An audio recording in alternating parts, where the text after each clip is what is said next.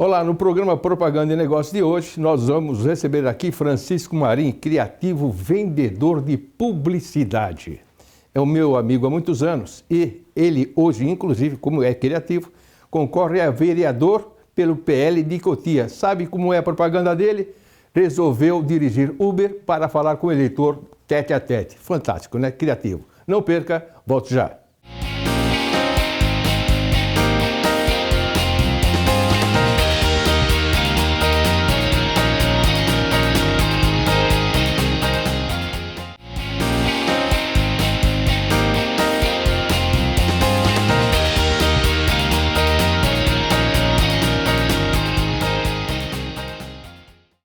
Olá, como eu disse na abertura, eu tenho um grande prazer de receber aqui em nossos estúdios um amigo meu de longa data, Francisco Marim, Chiquinho Marim, publicitário da área de vendas. Portanto, os estudantes temos uma audiência muito grande de estudantes aqui que acharam que publicidade é só criar, fazer texto, não.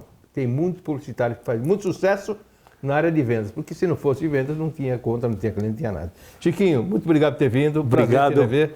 Prazer é todo meu, Décio, relembrando nossos velhos tempos de amizade e tal. Nossa, então, quanto tempo. Eu assisto muito seus programas. Muito obrigado. Por sinal, tem dois que eu gostei muito. Eu gostei de todos, do Milton Neves, agora do Zé Roberto, eu achei ele... Zé Roberto Guimarães. Ele foi assim, o Zé Roberto Guimarães, primeiro, ele é um ídolo meu, porque eu gosto muito de vôlei. Mas quando ele falou... Décio, eu não conhecia você pessoalmente, mas eu conhecia você dos programas. E ele lembrou do negócio que até hoje eu tenho saudade, que é seu programa na Jovem Pan. Que eu sou um ouvinte assíduo, hoje eu sou um telespectador da Jovem Pan. Mas você deixou marca. Isso que é legal. Tá? Então... Você é amigo, não vale? Não, vale sim, que isso, porque é do coração. Chiquinho, vou falar um pouquinho da sua carreira.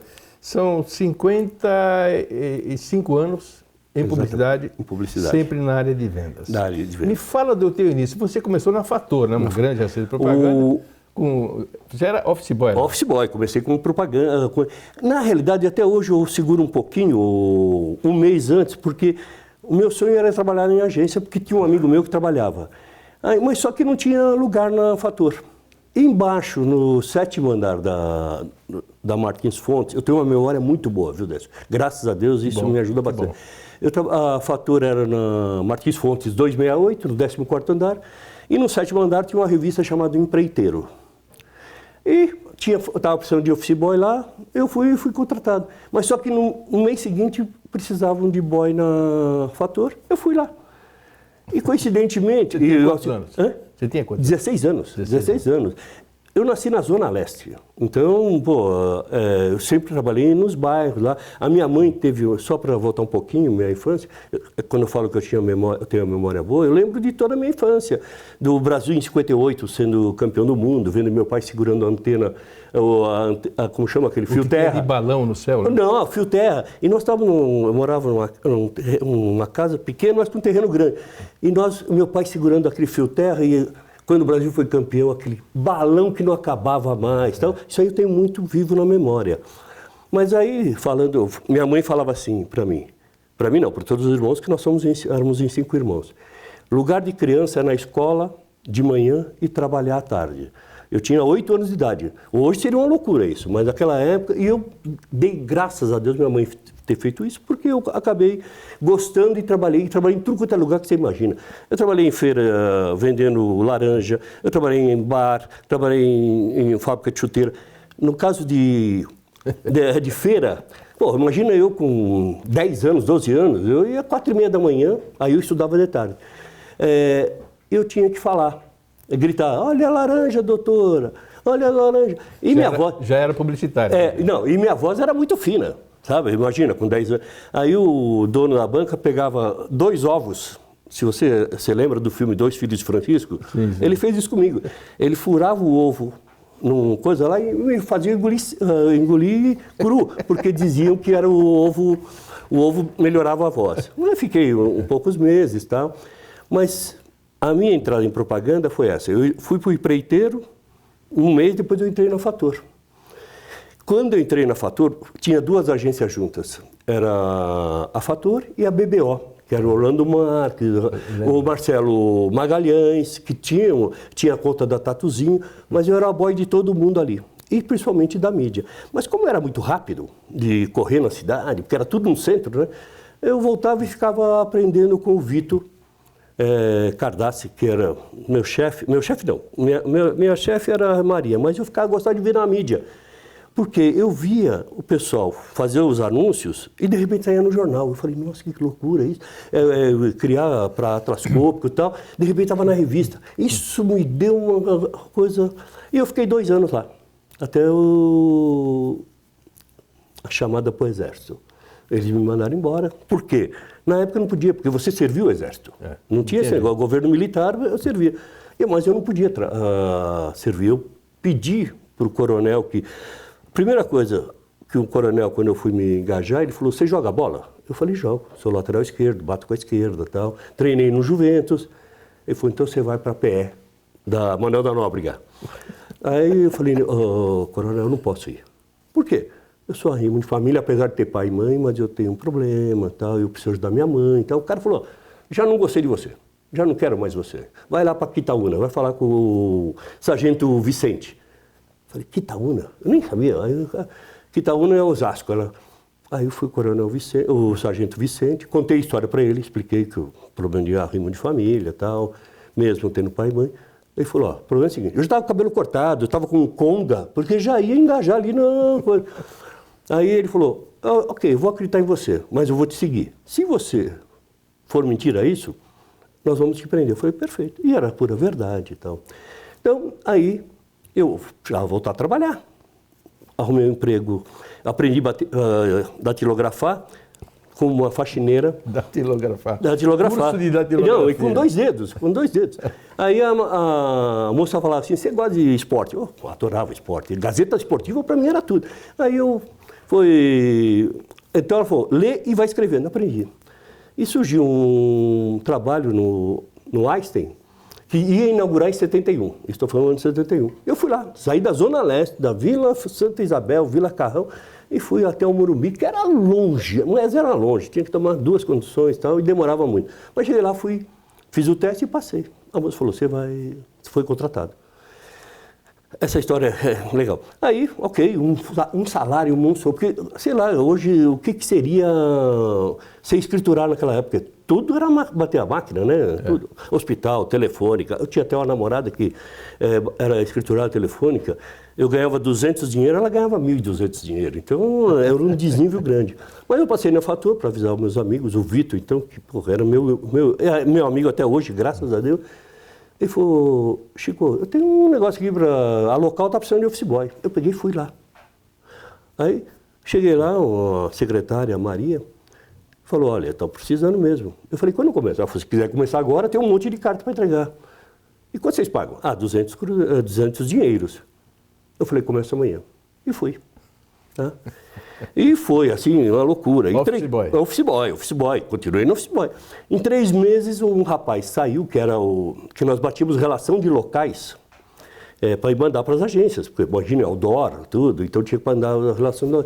O rapaz saiu e o outro rapaz foi para corretor de locais, para contratar locais, para colocar as tabuletas. E eu passei a ser auxiliar de escritório. Passou 6 meses, 8, não, um ano e pouco. Eu recebi uma proposta para ir para Tony Murta. Quem era lá, eu vou falar o nome, você vai lembrar, do Yuzu, que era um mídia, puta, maravilhoso. O Yuzu chegou e falou, Chico, tá contratado, assistente de mídia. Então eu cheguei na local, falei para o Henrique, que Deus eu tenha, que é o maior ídolo que eu tenho da minha vida, tanto profissional como de vida.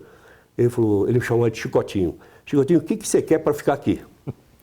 Eu falei, eu quero ser vendedor. Ele falou, legal. Eu era cabeludo. Hoje, no passado, eu tinha bastante cabelo. Ele falou, então pode comprar roupinha, o seu terninho. Eu fui na José Silva, já pensando na José Silva. Comprei uns 2 ternos. Na época a gente usava aquela capanga para combinar com o sapato e tal. E comecei a trabalhar. Vinha de ônibus, meus amigos, tudo da periferia, me gozavam, eu de terno. Eu tenho uma preocupação muito grande com o estilo de roupa e tal. Eu já vinha tudo arrumadinho, os caras, Pô, o meu apelido lá no bairro era Careca, e eu era cabeludo. Pô, Careca, agora você tá bonito, você não conversa mais com a gente. Aí fui. E comecei a trabalhar, Décio, de vendedor. E tudo era no centro, tá? Todas as agências e tal. Era uma agência. A local era uma empresa de outdoor. Outdoor. De outdoor, que era do Henrique. Começou a pegar o gostinho... Já na Fator. Na Fator, para vender propaganda de rua, né? Não, a Fator... Que podia colocar o outdoor na época. Muito, muito. Então, vou dar uma pincelada aqui para a gente mudar, senão fica muito... Aí, eu comecei a trabalhar de contato, visitava só agências pequenininhas. Aí, uma pessoa ligou e falou assim, eu queria conversar sobre esse negócio, as placas aí e tal. Aí a Maria, que era secretária do diretor, falou, tem um rapaz aqui que é o nosso contato, que na época era contato, vai falar com o senhor. Aí veio o dono do CAP Vestibulares. Você lembra dos vestibulares, tá? CAP Vestibulares, que era na São João, 126, em cima do restaurante de Guanabara, tá? O restaurante de Guanabara era na Boa Vista. Meu pai trabalhava lá, meus tios trabalhavam lá, todo. Meu pai foi o maior chopeiro de restaurante, que era tudo no centro. Depois ele saiu e com o tempo, quando desapropriaram lá para hoje, a estação São Bento, lá. Então o Guanabara veio para São João e o CAP era em cima. Aí eu marquei com ele e falei, estou indo para o centro. É CAP Vestibulares. CAP Vestibulares. Não sei o que é o centro, não sei o que lá, mas era o CAP. Aí cheguei lá, conversei com o dono, porque lá naquela época tinha o CAP, que era conhecido porque tinha um painel, o CAP Vestibulares, e tinha aquele eu vou lembrar do outro vestibular que tinha ali na Liberdade e tal, que era muito conhecido. Aí o cara falou assim, eu queria saber como que é. O cara não, o professor Vicente também, que era o dono do CAP. Aí ele falou assim, como que faz para colocar isso aí? E na época tínhamos 16 folhas. Hoje não tem nem outdoor em São Paulo, mas na época tinha 16 folhas. Aí fizemos... 16 folhas é aquele cartaz grande? Não, pequeno. Pequeno. Tinha o grandão depois, que era 32 folhas. 32. Depois chegou a ter 64 folhas. Tá. Era uma poluição maluca. Aí eu falei, olha... Para a época, 16 folhas já era mais de 8. Aí nós criamos. Eu falei, outdoor não pode se escrever muito. Tem que pôr o básico. Aí ele falou, CAP Vestibulares. Telefone. E fizemos, sei lá, 100 cartazes. Ele falou, espalhem tudo. Eu falei, mas não precisa, você fica aqui no centro. Ele falou, não, eu quero pegar todos os... Foi um sucesso, Décio. Foi um sucesso o CAP, porque era quinzena, era de 1 a 15 e de 16 a 30. Que ele falou assim, eu quero renovar o contrato, só que eu quero inverter agora. Fundo branco e letras pretas, para dar um... E era exclusivo da local, era o meu primeiro negócio. Os concorrentes, que tinham um monte de concorrentes, ficaram loucos, da onde apareceu esse cliente e tal. Aí até o Vicente gostou tanto, ele falou, Chico, você não quer montar uma agência para criar as coisas para mim? Eu falei, eu não sou de área de criação, eu sou de vendas e tal. Aí passou. E fiz muita coisa na local. Até que eu falei, peraí, eu vou mudar um pouco. Eu quero voltar para a agência. E falei com o Henrico mesmo. Aí ele falou assim, a Thompson está precisando, vamos falar com o Zé Francisco. Eu peguei e fui falar com o Zé Francisco. Aí o Zé Francisco falou assim, olha, nós estamos contratando realmente, e mas tem muitas pessoas para eu entrevistar, e eu falei, tá legal. Aí entrevistou, tá, eu com 21 anos, cabeludo, e muita gente do mercado estava participando dessa... Concorrente teu. Concorrente meu. Aí me chamou e falou, você vai fazer um teste psicotécnico. Naquele tempo você fazia aqueles psicotécnicos de árvore, casinha e tal, e eu não entendi nada, mas eu fiz. Aí passou uns 10 dias, a secretária do Zé Francisco me ligou e falou assim, o Zé quer falar com você. Eu falei, claro, ele vai, como um bom publicitário, um gentleman e tal, ele vai me agradecer pela participação. Eu fui lá, conversei com ele e falou, Chico, você foi contratado. Eu comecei a ter tremedeira. Por quê? O cara que ia cuidar daquele departamento tinha que dirigir.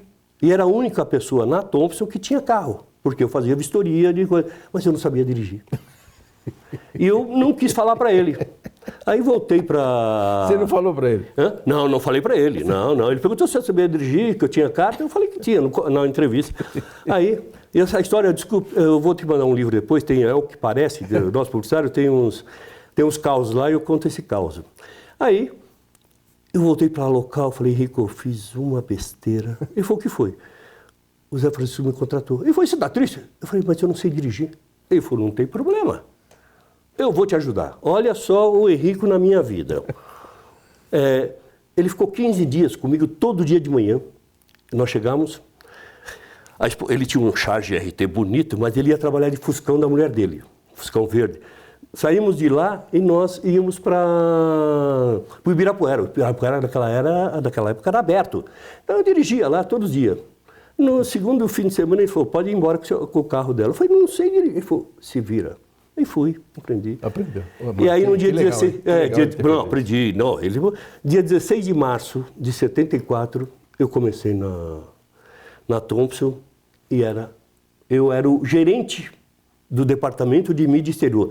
Eram clientes... E dirigindo, né? E dirigindo, claro. Não, eu fiz viagens pelo Brasil inteiro. Chiquinho, a conversa está ótima, mas os primeiros 15 minutos se esgotaram, a gente bate mais um papo no próximo bloco. Não perca o segundo bloco com o Chico Marinho aqui no Propaganda e Negócio, está contando uma história de um grande vendedor, que é ele mesmo. Até já.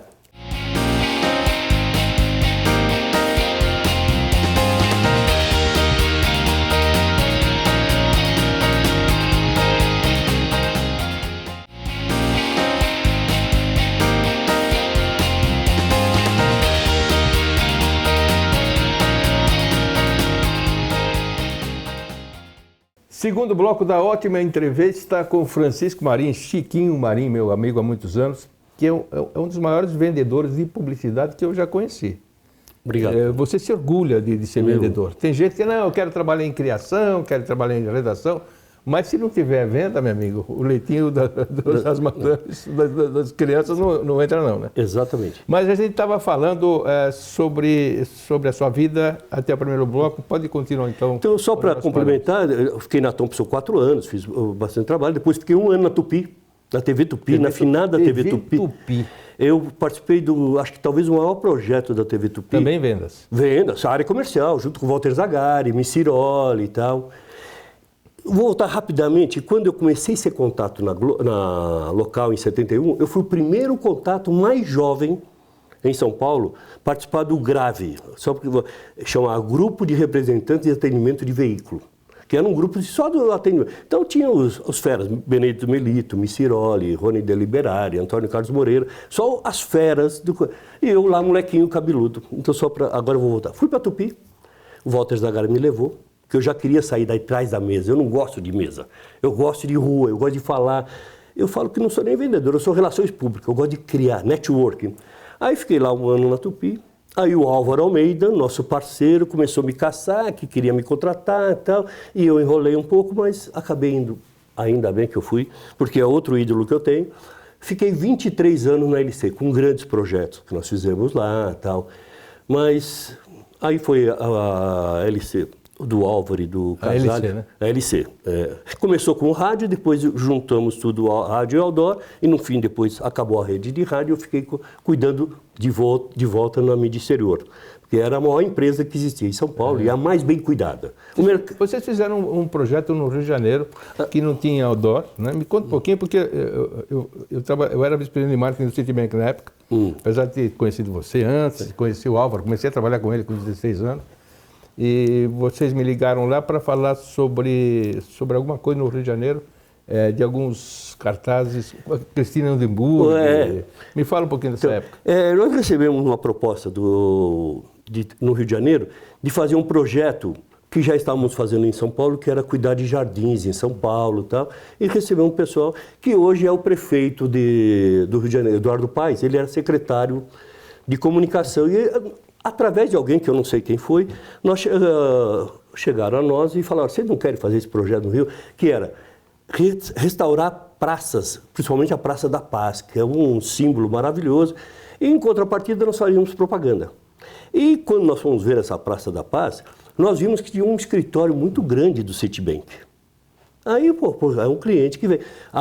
Você falou da Cristina Andemburgo, para mim é o maior expert em projetos e eventos, tal, principalmente cultural.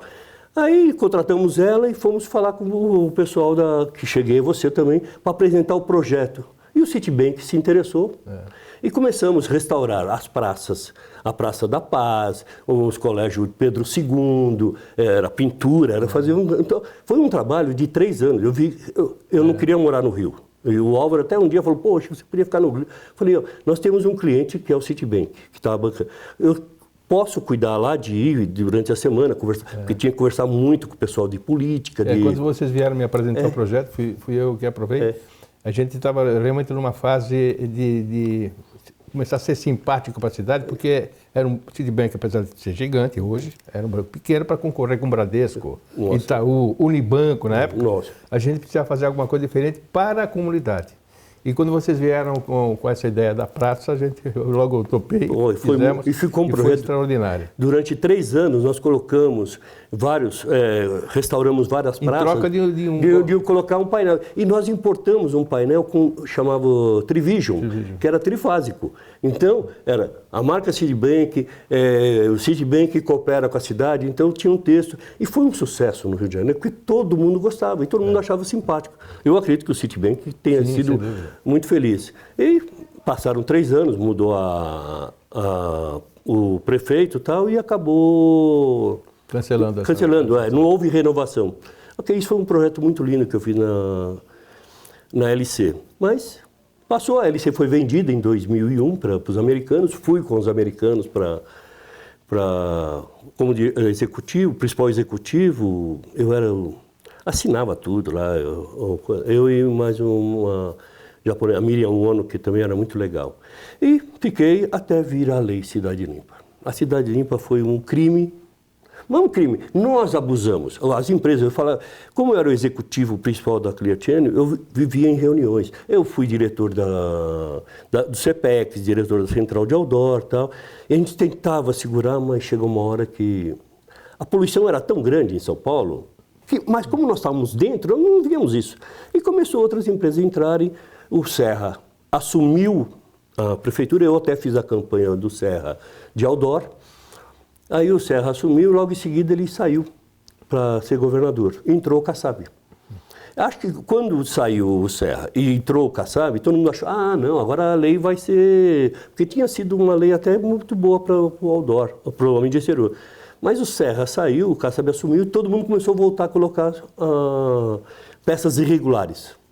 Aí o Kassab falou assim, olha, chega, Lei Cidade Limpa. Eu cheguei a ficar um mês quase que todo diariamente na Câmara dos Vereadores, para tentar acertar, mas chegou uma hora que deu e acabou. E os americanos, eu tinha um contrato com eles, os americanos, acabou que era o maior negócio nosso, aí eu me retirei. Essa sua vida, como a gente está vendo aqui, é sempre voltada à venda. A vendas. Né? Você sabe como vender as coisas, porque...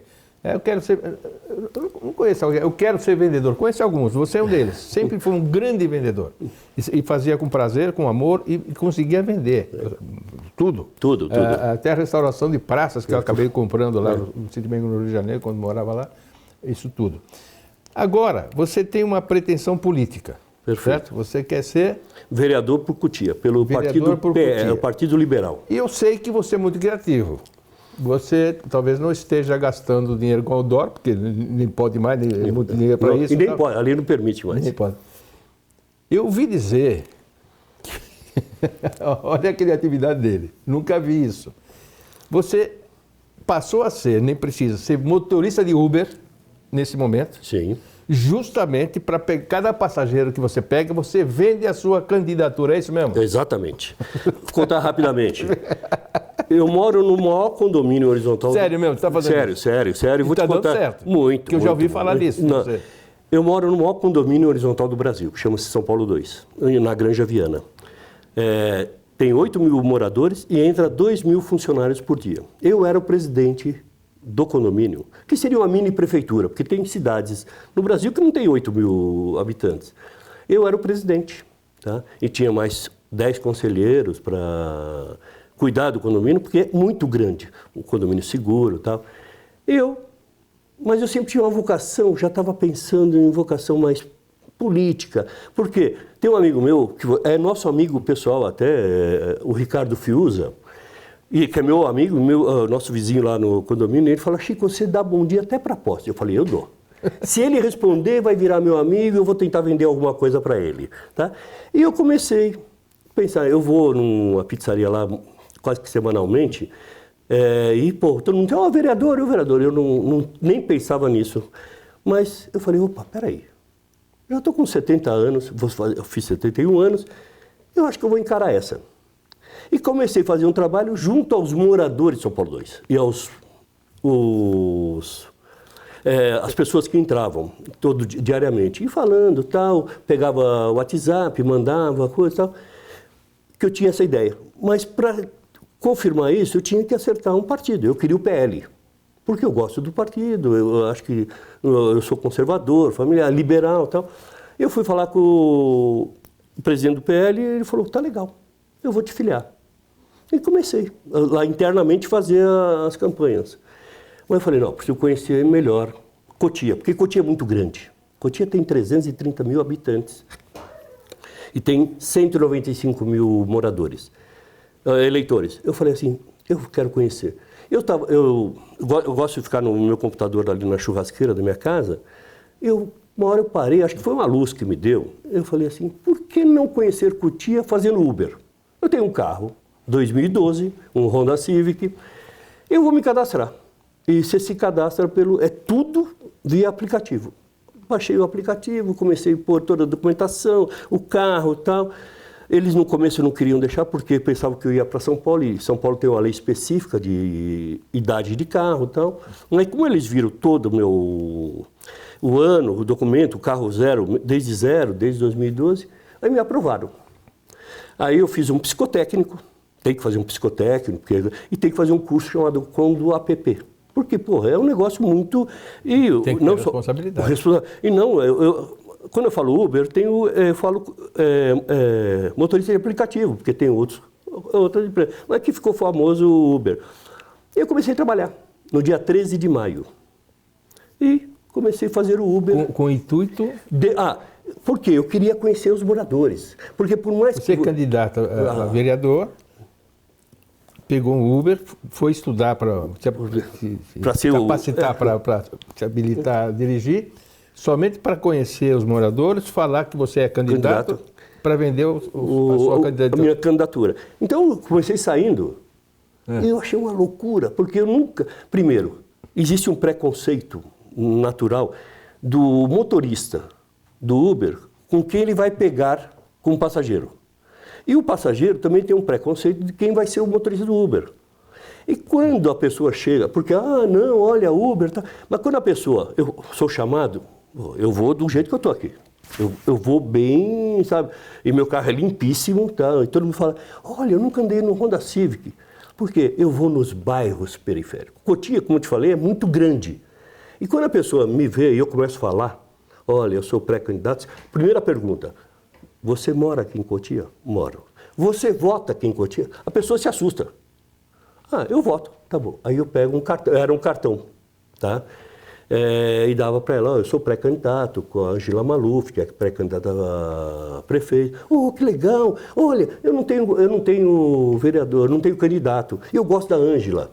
Eu fui falando. Aí veio o panfleto, contando minha história, tal, do que eu pretendo fazer em Cotia.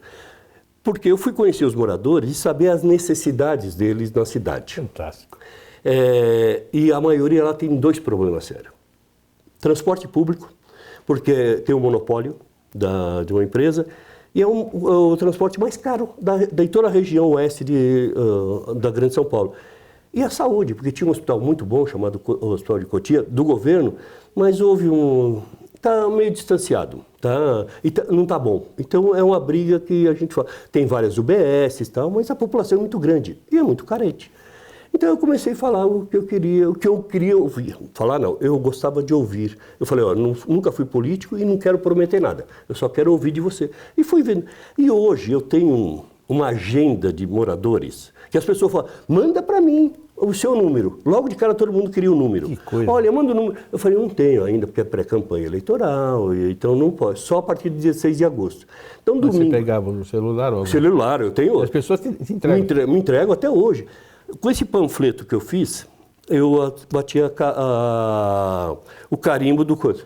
E hoje, Décio, eu vou sair daqui agora e vou ligar meu aplicativo de Uber.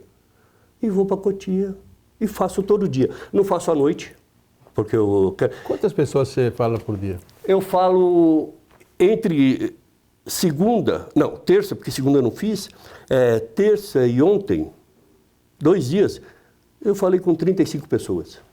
Por quê? Agora é importante. As pessoas falam assim, eu tenho um monte de família de Cotia. Isso que é gostoso, porque de 1 vira 5, vira 10. Tem um rapaz ontem que eu peguei ele falou assim, você não imagina como você veio a calhar para mim. Porque nós não temos vereador aqui, não temos candidato.